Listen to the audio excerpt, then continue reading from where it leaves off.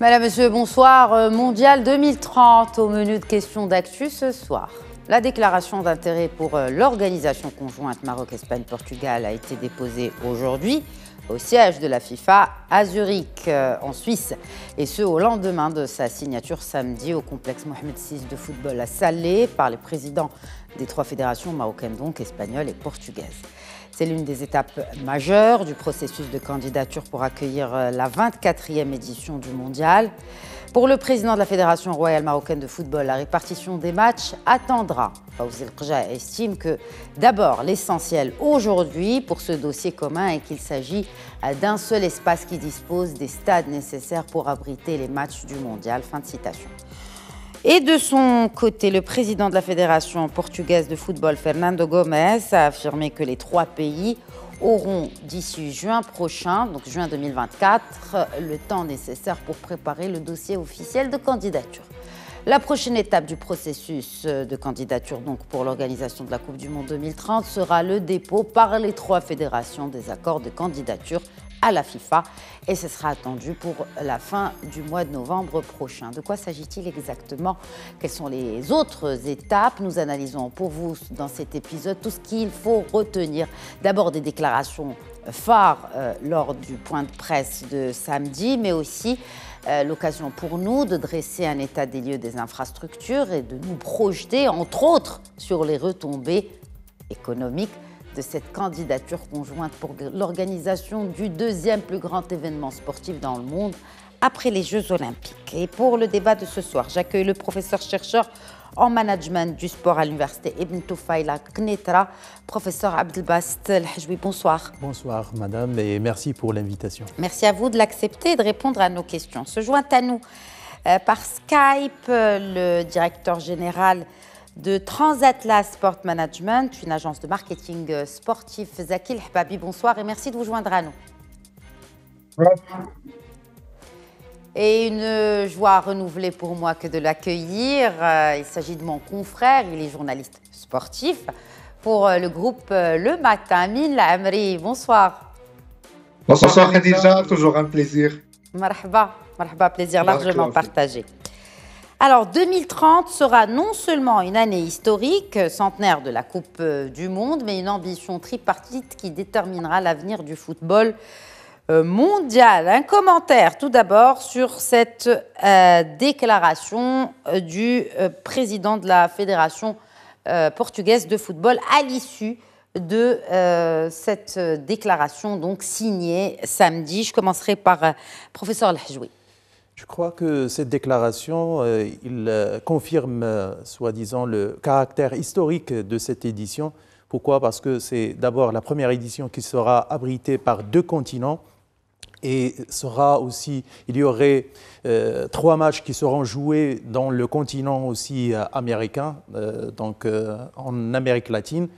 Et bien sûr, ça va métamorphoser, soi-disant, le football mondial, parce que déjà, le Maroc, bien sûr, il va organiser cette Coupe du Monde avec les partenaires ibériques, mais il faut savoir que c'est pour la première fois, donc la Coupe du Monde a été attribuée à l'unanimité, bien sûr, au trio Maroc, Espagne et Portugal, et aussi il y avait un consensus comme quoi 3 matchs ils seront attribués aux pays de Chili, Argentine et Paraguay, donc pour fêter le centenaire de la Coupe du Monde. Et bien sûr, ça serait, bien sûr, soi-disant le début d'une nouvelle ère du football mondial.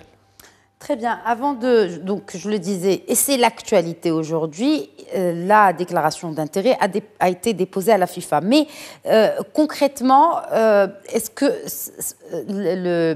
la lettre d'intention qui a été paraphée à Amin Lamri samedi donne la concrétisation réelle de cette candidature commune du Maroc, de l'Espagne et du Portugal pour accueillir les matchs, donc la Coupe du Monde 2030? Bien sûr, bien sûr.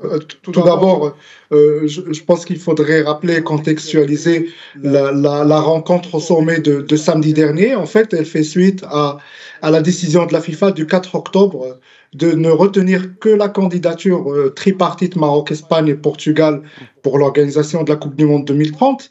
Bien évidemment, même si elle a été retenue en tant que candidature unique, elle doit suivre cette candidature et ce dossier doit suivre bien sûr l'étape et l'acheminement administratif, on va dire. La première étape étant la manifestation d'intérêt. Il faut qu'on dise à la FIFA que nous, en tant que 3 fédérations membres, en l'occurrence la Fédération royale marocaine de football, la Fédération royale espagnole de football et la Fédération portugaise de football, ont montrent leur intérêt pour organiser la Coupe du Monde 2030. C'est donc cette première étape qui a été conclue samedi par la signature des parapheurs entre les 3 présidents de fédération et qui a été déposée aujourd'hui par le secrétariat général de la Fédération royale marocaine de football qui a, en sa qualité de pays qui a accueilli la manifestation d'intérêt, qui a en fait déposé le dossier. C'est la toute première étape, on va dire la première pierre à l'édifice du Mondial 2030 qui a été déposée aujourd'hui au siège de la FIFA à Zurich. Ensuite, il y a beaucoup de points, il y a une ligne de temps qui doit être suivie et respectée jusqu'au dernier trimestre 2024 où l'attribution sera faite, on va dire officiellement, entre guillemets, par le Congrès, l'Assemblée générale de la FIFA avec ses 200 et quelques associations membres. Donc, c'est une étape importante, la manifestation d'intérêt. Ensuite, il y a les lettres d'engagement qui seront cette fois-ci. Alors, la manifestation d'intérêt est faite par les fédérations sportives. Les lettres d'engagement sont signées par les gouvernements des pays, en l'occurrence en matière, je pense qu'on en a déjà parlé, en matière de fiscalité, en matière de facilité d'accès pour les gens de la FIFA, pour les commissions techniques qui vont venir. Et entre-temps, bien sûr qu'il y aura des réunions techniques. Il y a des réunions hebdomadaires entre les représentants des 3 fédérations, des réunions techniques d'abord pour pouvoir évaluer le processus, pouvoir évaluer les stades, pouvoir évaluer tout un tas de choses. Et à partir de janvier, Inch'Allah, les réunions techniques vont s'accentuer. On va définir tout ce que l'apport de chaque pays et de chaque fédération sportive à cette candidature pour le Mondial 2030. Très bien, merci de rappeler d'abord le contexte, mais aussi des prochaines étapes. Alors, dans ces prochaines étapes, il y a aussi cette question technique, Zaki El Hababi. Alors, bien évidemment, même si, et cela a été rappelé à très juste titre par Amin Lamri, la candidature tripartite, donc Maroc, Espagne, Portugal, a eu le feu vert unanime pour accueillir cette Coupe du Monde, mais il n'en reste pas moins qu'il y a des équipes techniques qui vont se déplacer sur place. Que faut-il attendre en sachant que beaucoup d'infrastructures sont en cours de rénovation, d'autres vont sortir de terre, notamment pour le cas Maroc, je ne parle pas pour l'Espagne et le Portugal. Donc déjà, quand même, avant d'arriver à 2030, il y a quand même la CAN 2025, qui va être aussi un moyen peut-être de participer à une remise à niveau, sachant que cette remise à niveau doit sûrement se faire progressivement au niveau des infrastructures. Donc très clairement, c'est normal qu'il y ait des commissions techniques qui contrôlent les stades, qui vérifient en fonction d'un certain cahier des charges. Ça nous donne un certain temps pour s'y atteler, mais très clairement, il y aura beaucoup de travail par rapport à justement répondre à ce fameux cahier des charges qui est un petit peu le grand classique au niveau des cahiers des charges de la FIFA. Mais comme je dis, il y a aussi la CAN qui permettra justement de peut-être déjà préparer une base et continuer dans cette dynamique pour être enfin prêt pour la Coupe du Monde 2030. Alors justement, pour la Coupe du Monde 2030, effectivement, il y a cette CAN 2025, mais déjà, on a une réalité aujourd'hui, c'est que le Maroc s'est engagé pour répondre à ces cahiers des charges. Parlons justement de ce nouveau stade. Déjà, donc le Maroc, via le président de la Fédération royale marocaine de football, a annoncé que le début des travaux est pour décembre. Oui. Que faut-il s'attendre de ce genre de stade, professeur Abdelbast Hajjoui, en connaissant bien évidemment notre expérience avec les stades au Maroc et sera-t-il révolutionnaire finalement?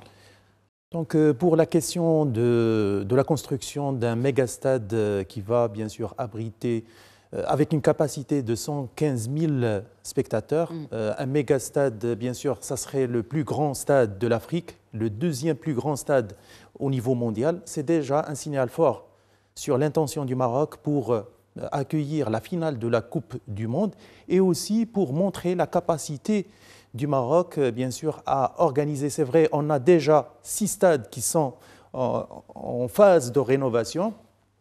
Mais déjà, le grand stade, ça va être aussi, soi-disant, une emblème pour les installations sportives marocaines et pour montrer les capacités, bien sûr, d'organisation du Maroc. C'est vrai, le Maroc, il a pris, on peut dire, la construction comme un défi d'ici 2 ans. Donc, le stade, il sera déjà prêt pour la réception définitive. Mais il faut dire qu'il y a d'autres choses, il n'y a pas seulement le stade, parce que tout le monde parle du stade, mais il y avait certaines critiques par rapport à l'emplacement. Donc comment on va rentabiliser ce stade dans la zone de Ben Slimane et plus exactement au niveau d'Al Mansouria. Donc il n'y a pas assez d'habitants. C'est vrai, il y aurait d'autres équipements qui sont prévus. Je crois que le cahier de charge, il prévoit aussi des hôtels, des stores, des malls, des magasins, etc. pour rentabiliser bien sûr cet investissement de 5 milliards de dirhams. C'est un grand investissement. Le Maroc aussi va consacrer 14,5 milliards de dirhams pour la rénovation des autres stades, à savoir Fès, Marrakech, Rabat, Casablanca, Tanger et Agadir. Mais il faut dire que l'enjeu, c'est comment capitaliser, comment savoir capitaliser sur cet investissement et comment le rentabiliser. Je crois que c'est le grand défi pour le Maroc dessus. Il faut déjà investir dedans. Nous allons y revenir, notamment sur les retombées, mais aussi comment tirer profit de manière optimale de tous ces investissements pour avoir le meilleur retour sur investissement possible.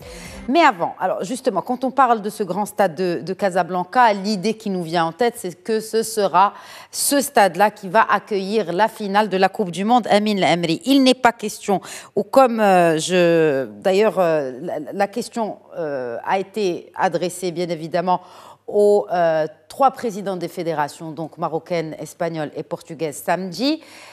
Pour Fawzi El Kherja, ce n'est pas encore le moment pour parler de cela, mais il faut mettre en avant ce chiffre de 108 qui a été avancé par le président de la Fédération marocaine royale de football. Oui, je pense que les mots du président par intérim de la Fédération royale espagnole de football sont aussi porteurs de beaucoup de messages quand il a parlé, par exemple, de candidature de la paix. Et je pense que cette candidature-là ne peut réussir, en tout cas, il ne peut avoir la validation des autres associations membres que s'il y a une harmonie et une entente parfaite entre les 3. Et je pense que parler de la finale, c'est une ambition, c'est légitime. Je pense que le Maroc, tout comme l'Espagne, même si un peu moins le Portugal, ont des ambitions par rapport à ce mondial-là, l'ambition légitime d'accueillir la finale. Mais je tiens à rappeler que, par exemple, pour le mondial 2026, où les États-Unis font office de tête de gondole par rapport au Canada et au Mexique qui vont co-organiser le mondial 2026, le stade qui va abriter la finale n'a pas encore été défini. Je rappelle qu'on est à 2 ans et quelques mois de la phase finale de la Coupe du Monde 2026. Donc, ça dépend de beaucoup de données, de beaucoup d'interventions et de beaucoup d'intervenants. Et je pense que la concentration des Marocains et du Maroc en général devrait se faire par rapport à la rénovation de l'infrastructure, par rapport à la rénovation des stades, par rapport à la préparation du pays, du royaume tout entier à l'accueil d'une Coupe du Monde de cette ampleur. Je rappelle qu'il y a 101 matchs qui vont être dispatchés entre guillemets entre l'Espagne, le Portugal et le Maroc. Je pense que la concentration devrait se faire maintenant et dans les prochains mois à vraiment ficeler le fameux beatbook, c'est le cahier de charge dont parlait M. Habawi tout à l'heure, qui est une condition sine qua non pour organiser la Coupe du Monde, plutôt que d'entrer peut-être dans des luttes, parce que tout ça fera de toute façon l'objet de beaucoup de négociations qui vont peut-être aller au-delà du sportif. Donc, je pense que la concentration devrait se faire aujourd'hui sur l'amélioration de l'infrastructure, l'amélioration de la qualité des services et de l'accueil dans le royaume.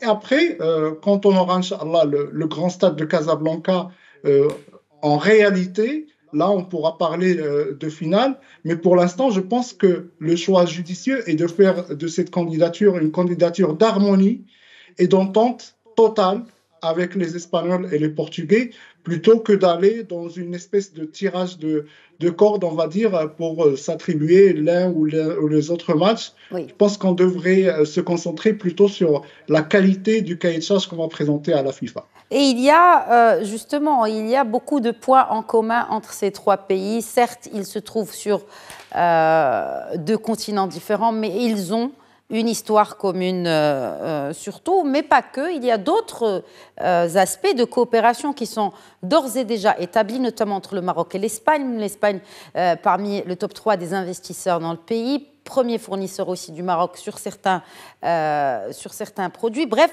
il y a déjà un cadre, j'ai envie de dire, de points en commun et d'harmonie, pour reprendre le terme que vous avez utilisé. Et il y a une autre question par rapport à...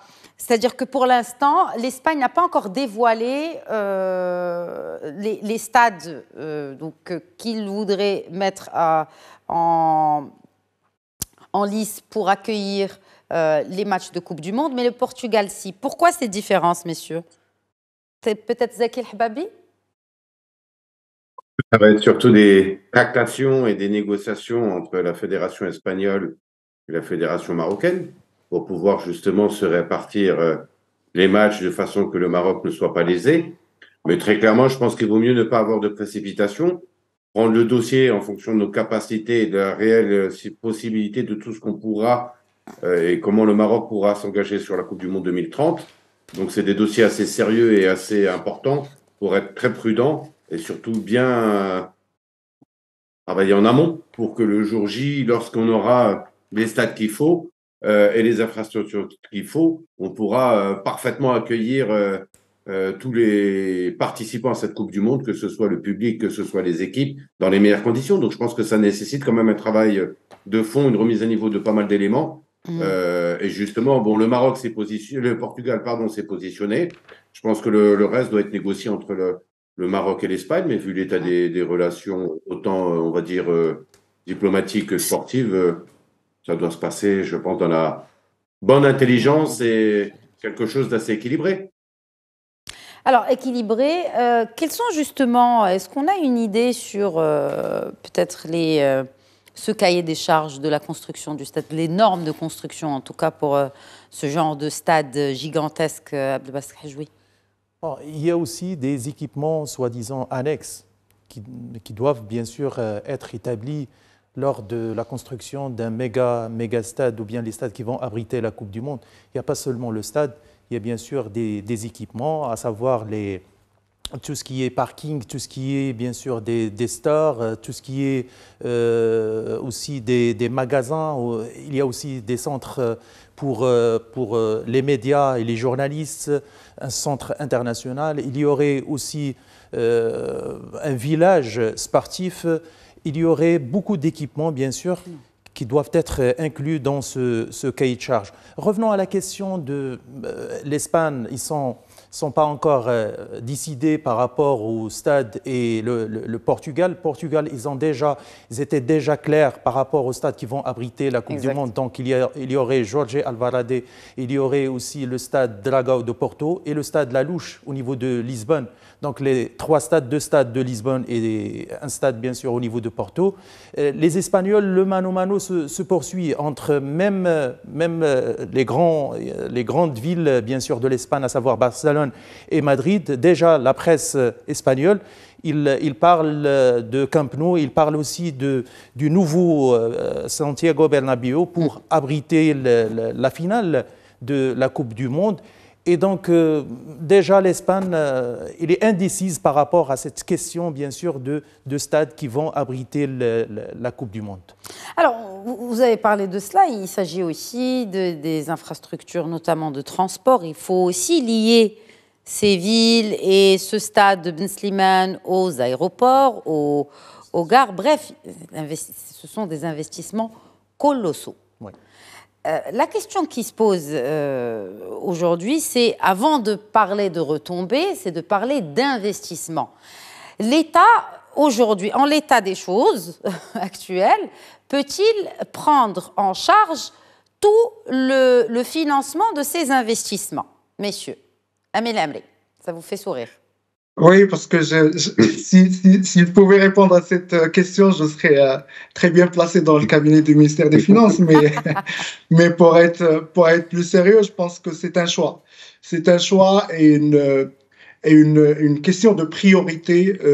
Dans chaque État, dans chaque pays du monde, il y a des priorités. Je pense que le Maroc, et ça, on en a parlé à plusieurs reprises, et ça remonte à déjà quelques années, peut-être un peu plus d'une décennie. Je pense que le Maroc a compris que le pari était, en ayant un potentiel énorme qui est représenté par la jeunesse de ce pays, qui est quand même un patrimoine considérable. Je pense que le pari que fait le Maroc est de miser sur cette jeunesse. Et quel moyen meilleur que le sport pour faire épanouir cette jeunesse-là? Je pense que la multiplication des infrastructures sportives, aussi bien de haut niveau, on l'a vu avec les stades dans différentes villes, mais aussi dans les stades de proximité, les petits terrains de proximité, etc. Je pense que le pari qui a été pris par les autorités marocaines était de miser justement sur cette combinaison entre le potentiel et le patrimoine énorme qui est la jeunesse du pays, avec une industrie en plein boom, et ça, M. El-Hababi peut le confirmer, l'industrie du sport est en plein essor, en plein boom, malgré toutes les éventuelles crises financières ou crises économiques qui se sont succédées sur le monde depuis, on va dire, depuis 2008. Je pense que le Maroc a compris que le pari sur la jeunesse pouvait se faire, on va un peu dire, entre guillemets, faire le court-circuit et passer par le sport est un choix judicieux. Je pense que c'est le pari que font les autorités et que maintenant, la priorité à travers le sport est donnée à la jeunesse. Et je pense que c'est là où se situe un investissement de l'ordre de 5 milliards de dirhams, comme a dit professeur Hedjoui, qui est de construire un stade qui peut accueillir 115, 113 000 spectateurs.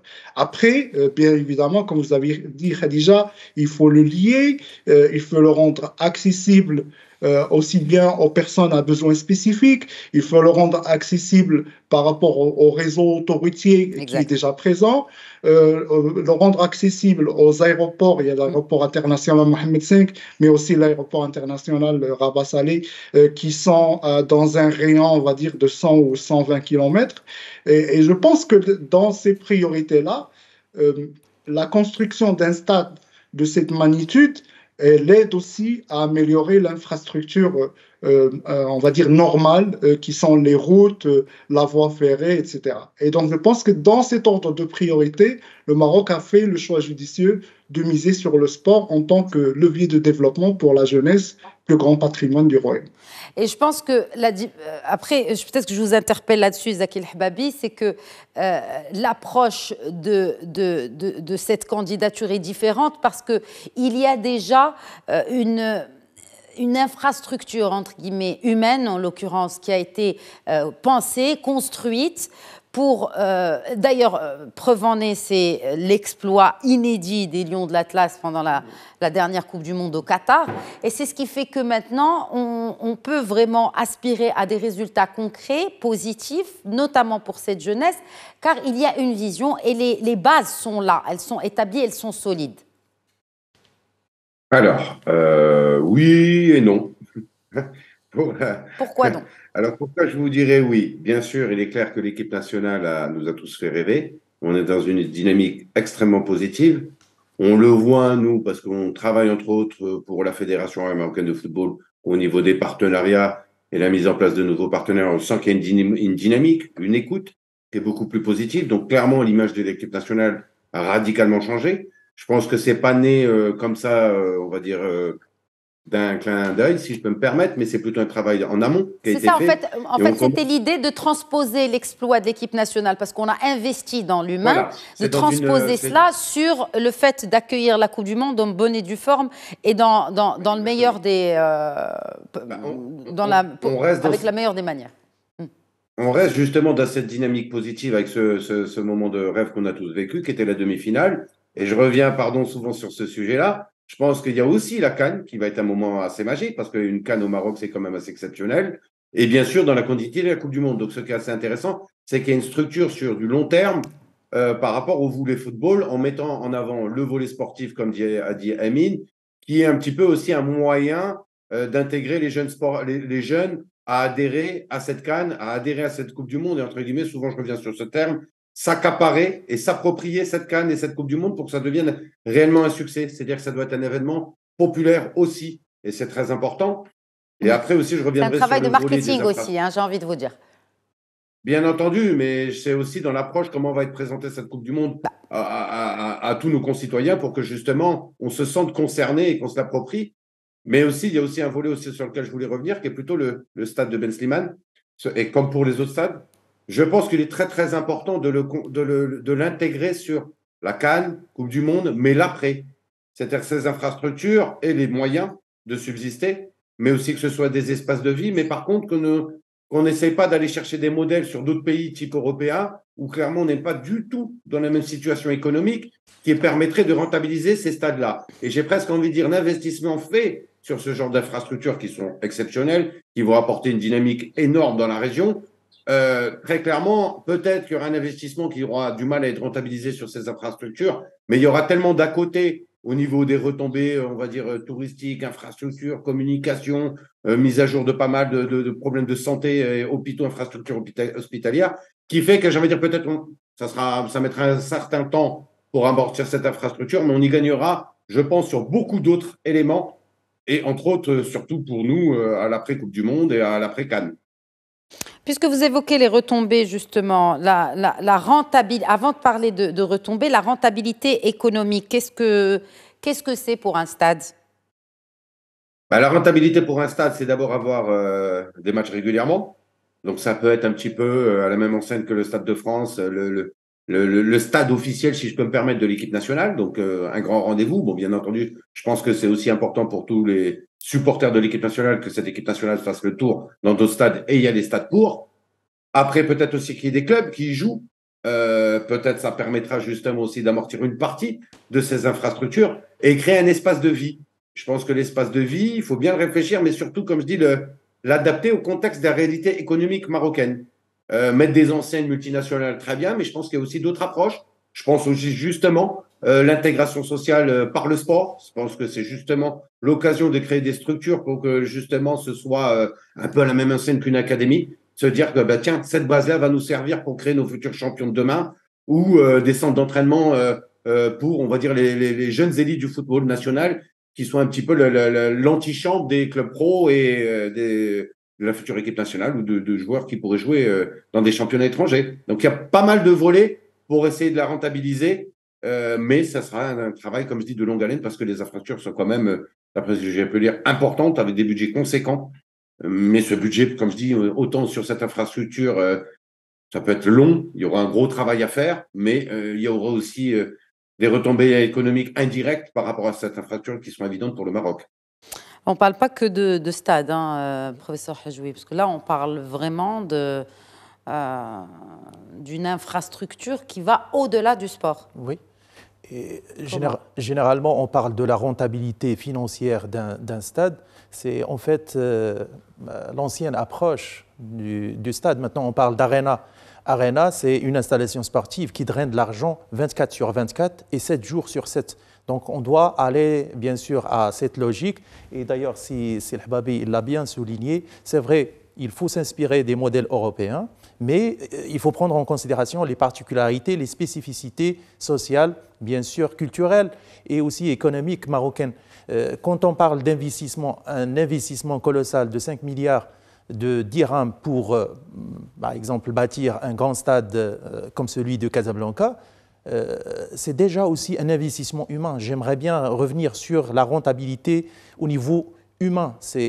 Quand on dit la constitution marocaine, il édifie ce droit, bien sûr, de pratiquer le sport, cette question aussi de rendre les installations sportives accessibles aux Marocains. Donc, un droit, bien sûr, pour les citoyens marocains, mais aussi, il faut mettre en place des installations pour édifier ce droit de pratique du sport. Et revenons la rentabilité et le retour sur investissement, bien sûr, en termes surtout au niveau marketing, donc marketing du sport, et il y a la question du sponsoring, la question aussi du naming. Quand on construit un grand stade avec bien sûr des équipements sophistiqués, ultramodernes, ça permet aussi d'attirer des investisseurs qui peuvent investir dessus, pas seulement au niveau, soi-disant, du naming et du sponsoring, mais ils peuvent aussi investir dans d'autres aspects, à savoir l'hébergement, à savoir la restauration, à savoir la gestion des équipements comme le parking, etc. Donc, c'est aussi pour drainer de l'investissement. Privé. Privé. Voilà, je revenais vers... Voilà, c'est ça. C'est-à-dire que l'État va prendre le gros de la responsabilité de financer de gros investissements. Ce sont de gros financements qui seront débloqués pour répondre à ces besoins, mais il y a aussi le secteur privé qui a son mot à dire et qui doit jouer aussi son rôle dans cet espace. On ne parle pas que de stade, encore une fois, mais de tout ce qui entoure le stade. Et oui, et ça peut être une étincelle pour la professionnalisation du sport national, c'est-à-dire au niveau du financement du sport national, on ne doit pas se contenter seulement du financement public. Bien sûr, c'est la locomotive, si vous la voulez. locomotive, et c'est l'effet booster pour, bien sûr, attirer la convoitise des investisseurs étrangers pour s'intéresser, bien sûr, à tout ce qui est sportif. Et quand on dit sport, c'est multidimensionnel. Ce n'est pas seulement la compétition, ce n'est pas seulement les compétiteurs, c'est aussi les autres aspects qui entourent, bien sûr, la pratique et les compétitions sportives. Que ce soit au niveau, comme j'ai dit tout à l'heure, l'hébergement, au niveau, bien sûr, de la restauration, au niveau du commerce, au niveau de la vente des équipements et des produits sportifs. Donc, il y a un tas de choses auxquelles il faut bien sûr s'intéresser dessus. Avant de parler des retombées économiques, juste pour avoir une idée, un derby, par exemple, Wak Raja, Amel Amri, on parle de combien de spectateurs, alors que souvent, c'est à guichet fermé, les gens font la queue, il y a même parfois quelques débordements, mais on parle de quelle échelle de spectateurs? Juste pour avoir une idée par rapport à ce grand stade de Casablanca qui va être construit, dont la construction commencera fin décembre, comme annoncé par le président de la Fédération royale marocaine de football.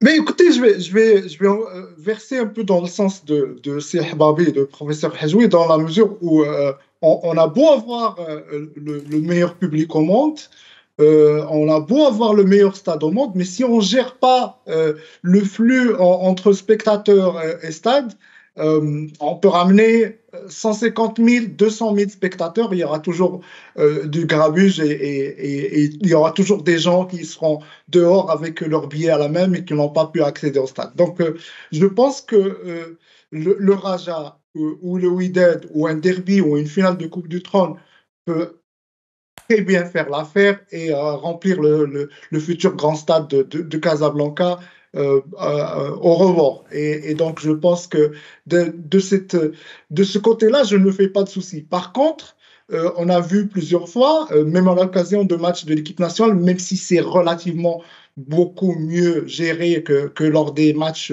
de derby ou autres matchs ici au complexe Mohamed V à Casablanca.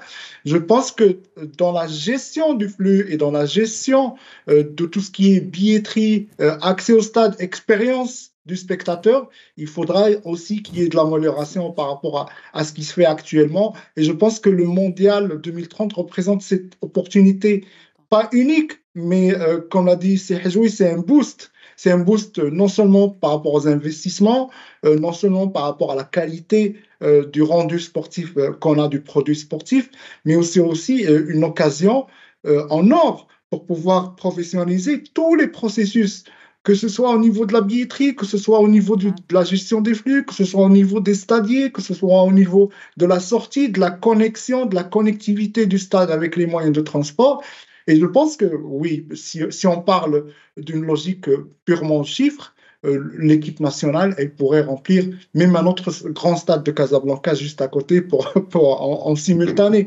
Mais il faut que ce stade-là et que tous les autres stades aussi se mettent à niveau, pas seulement au niveau des infrastructures, mais aussi au niveau de la connectivité des transports, de la gestion des flux, de la gestion de la billetterie, de la gestion de l'expérience spectateur. Et permettez-moi de souligner par rapport à l'expérience spectateur, parce qu'elle doit être complète. Quand je me rends au stade, je vais citer par exemple l'exemple de la Liga. La Liga espagnole est l'entité qui gère les deux championnats professionnels en première et en deuxième division. Ben, figurez-vous, Khadija, que le mot sport n'existe pas dans les présentations de la Liga. La Liga est une entité qui gère deux championnats de foot, certes, mais qui s'inscrit dans une industrie du divertissement. Ça veut dire que les concurrents de la Liga sont bien évidemment la Première Ligue anglaise, la Ligue 1 française, la Serie A en Italie, etc. Mais les gros concurrents, ce sont les streamers, les plateformes de streaming en ligne, les théâtres, l'industrie du cinéma, l'industrie de la musique. Donc, les gens s'inscrivent dans une expérience spectateur, de spectacle en fait, et pas de football. Ça veut dire que je ne vais pas mettre mes chaussures les plus, on va dire, les plus prêtes pour la guerre pour aller dans un stade de foot. Si je vais dans un stade de foot, je vais accompagner mon petit enfant de 6 ans ou de 7 ans, je vais accompagner ma fille ou ma sœur ou ma mère. Et Dieu seul sait que c'est difficile maintenant, actuellement, c'était encore plus difficile, ça s'est amélioré. Ça s'est amélioré quand même, on doit se l'avouer. Professionnaliser tout ça. Il faut professionnaliser tout ça. Il faut qu'il y ait un processus professionnel où les responsables et les responsabilités sont définies. Et à partir de ce moment-là, on peut parler d'une expérience spectateur et on doit aller au stade comme on va au cinéma, comme on va au théâtre, comme on va dans un spectacle de musique. Donc, il faut que c'est une occasion en or qu'on a non seulement pour moderniser l'infrastructure, mais pour moderniser le processus aussi. Et ce serait un vrai boost pour l'ensemble du sport marocain, pas que le football, professeur Hedjoui. Juste une question. Parlons des retombées économiques de manière générale. Là, on a parlé de retour sur investissement pour des infrastructures telles que les stades, mais il y a aussi les routes, les lignes à grande vitesse, la rénovation, pas la rénovation, mais en tout cas l'élargissement des capacités d'accueil aussi hôtelières, des aéroports. Bref, il y a beaucoup d'investissements là-dedans, mais les retombées sont assurées, pour le coup. Oui, pourquoi? Parce que le Maroc, déjà, il va organiser d'abord la Coupe d'Afrique des Nations. Il y aurait la Coupe du monde des clubs en 2029. Et on parle aussi de la Coupe du monde féminine, et qui sera abritée par le Maroc après la Coupe du monde 2030. Donc le Maroc, il a bien dévoilé son intérêt pour accueillir la Coupe du monde féminine.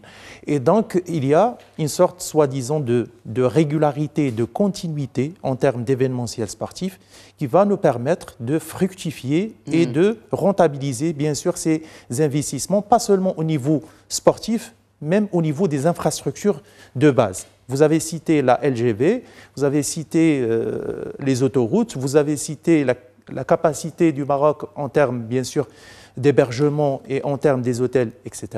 Mais il faut dire que le Maroc, il doit aussi investir dans ce qu'on appelle la recherche scientifique pour savoir capitaliser sur ces événements grandioses comme la Coupe du Monde, la Coupe d'Afrique et le Mondialito des clubs. Donc il faut lier ça avec des études, soi-disant, des études académiques pour savoir comment rentabiliser. Parce que les gens, ils ont tendance de dire que l'Espagne, il a pris une ampleur au niveau économique, social, après la Coupe du Monde et après les Jeux Olympiques de Barcelone en 92. Oui, et la Coupe du Monde avec les JO 92, ils ont eu un effet booster sur le développement économique et social au niveau de l'Espagne. Mais l'Espagne a su capitaliser sur la recherche scientifique pour faire le lien entre le sportif et, bien sûr, la recherche scientifique. Et la preuve, c'est que l'Espagne, c'est un pays sportif par excellence. Les résultats sont là. Il suffit de voir les titres qui sont, bien sûr, gagnés par les différentes disciplines sportives au niveau de C'est un l'Espagne. cercle vertueux, en fait. Effectivement. C'est-à-dire investir aussi dans les infrastructures, investir dans l'humain. De toute façon, il n'y a pas de recette magique. C'est sûr que on récolte les fruits de ces investissements-là, Oui. à moyen et long terme aussi. Oui. Très bien.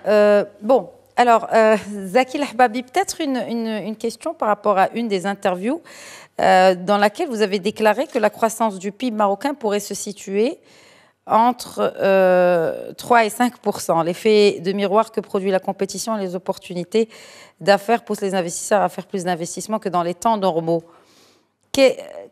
Sur quelle base avez-vous avancé justement cela ? Bon, je ne suis pas économiste, j'ai pas mal d'amis qui m'ont repris au rebond sur ça. C'est un chiffre, j'ai envie de dire, on pourrait un petit peu s'avancer. Bon, quand on voit des pays comme la France, par exemple, il y a eu France 98, le Brésil, etc. Bon, après, le Maroc a des données un peu différentes parce qu'il y a quand même une marge de croissance qui est quand même conséquente. Après, très clairement, ce qu'il faut bien mesurer sur ça, c'est tout l'ensemble des retombées, j'ai envie de dire, sur différents postes. Quand je dis différents postes, ça peut être autant sur l'aviation, autant sur l'afflux de touristes, autant sur l'hôtellerie, la restauration, les infrastructures routières, les centres hospitaliers où je pense qu'il y a une mise à niveau urgente. Quand on va recevoir des millions de personnes, on ne peut pas se permettre d'avoir une infrastructure dans l'état qu'elle est actuellement.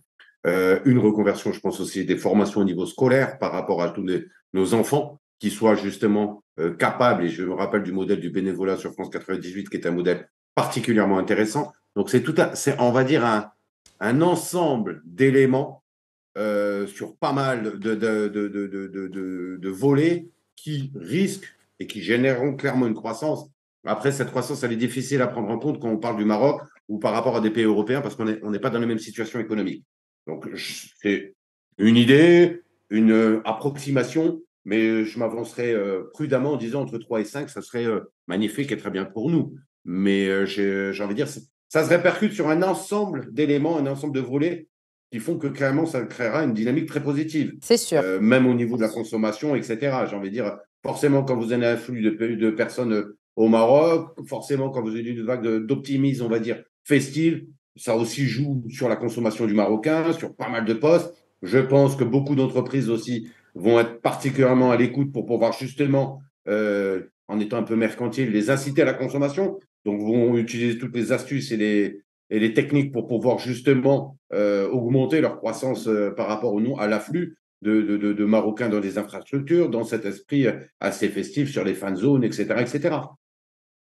Ce qui est intéressant. Oui, pardon. Ce qui est intéressant, c'est que le fait que le Maroc jouisse de la confiance de ses deux partenaires et de la FIFA, donc pour cette candidature commune, je pense que c'est le meilleur cadeau qu'on puisse faire à un pays en tant que terre d'investissement aussi, qui puisse attirer les investissements directs étrangers. Juste un dernier tour de table.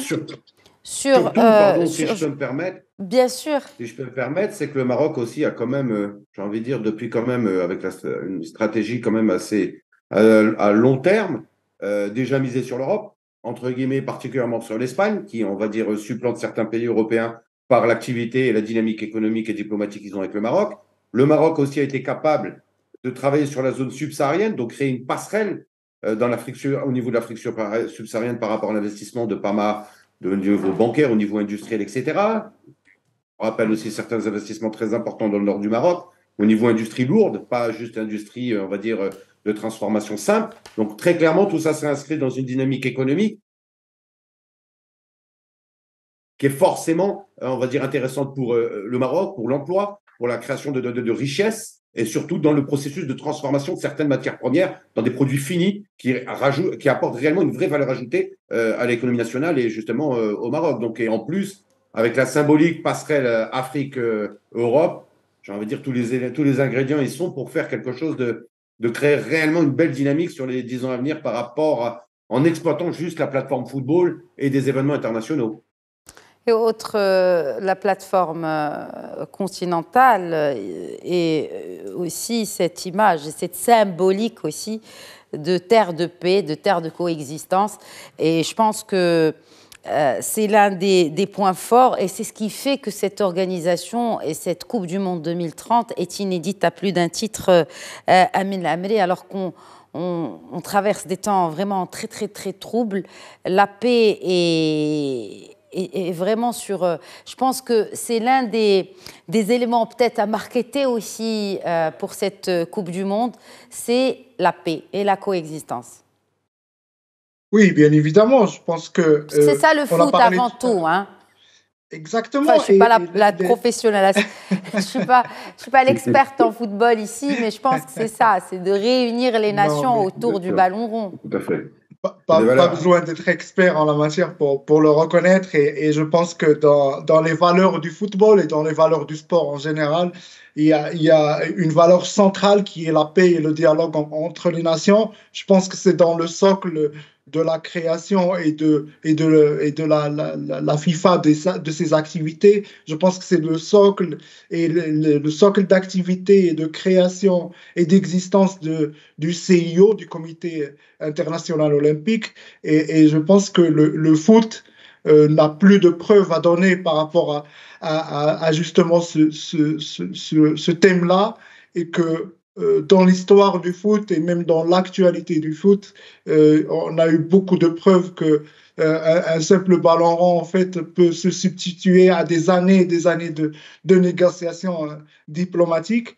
Mais au-delà de ça, je pense que le Maroc, comme l'a souligné le président Fouzi El-Rja et la péninsule ibérique, partagent une histoire commune qui va bien au-delà de l'histoire même, qui va même dans la préhistoire. J'ai eu la chance de visiter le musée archéologique de Madrid où des artefacts marocains étaient exposés là-bas pour la première fois de l'histoire commune des deux pays. Et en fait, l'histoire commune elle remonte à bien au-delà de l'histoire. Donc, je pense que cette candidature, elle cristallise la proximité, pas seulement géographique et physique, mais aussi la proximité culturelle, parfois aussi religieuse entre le Maroc, l'Espagne et le Portugal. L'histoire est bien évidemment faite de haut et de bas. Alhamdoulilah, maintenant, elle est très très haut dans la considération des deux pays, que ce soit au niveau des autorités, mais aussi au niveau des trois peuples. Et je tiens juste à préciser aussi que l'annonce qui a été faite par Sa Majesté l'Insra à travers Shakib Ben Moussa, le ministre, en mars 2023 à Kigali, au Rwanda, portait beaucoup de valeurs, notamment cette valeur d'appartenance à l'Afrique. Le Maroc étant un pays africain, un pays leader en Afrique, je pense qu'en s'associant à l'Espagne et au Portugal, qui sont aussi des représentants très forts de l'Europe, je pense que toute cette candidature et tout ce dossier-là s'inscrit dans un dialogue. C'est pour ça que je parlais tout à l'heure d'être assez serein, de parler toujours en harmonie dans les trois pays et de verser dans le même sens. Cette candidature est celle du bon sens, est celle du dialogue, est celle de la cohésion, est celle de l'harmonie. Exactement, merci de rappeler tout cela. Merci beaucoup Amin Lamri, journaliste Le Matin. Merci d'avoir été avec nous ce soir. Merci, toujours un plaisir. Et merci à vous également, Zaki El-Hababi. Merci d'avoir répondu à nos questions et d'avoir enrichi le débat. Avec plaisir. Merci beaucoup, avec plaisir. Marhaba et merci professeur Al-Hajjoui, Abdelbast Hajjoui. Merci à vous professeur également. chercheur en management du sport. Merci d'avoir été avec nous. Merci à vous, c'était toujours un plaisir d'être parmi vous. Marhaba. Et bien évidemment, merci à vous, chers téléspectateurs, pour votre fidélité à Question d'Actu. Très bonne soirée.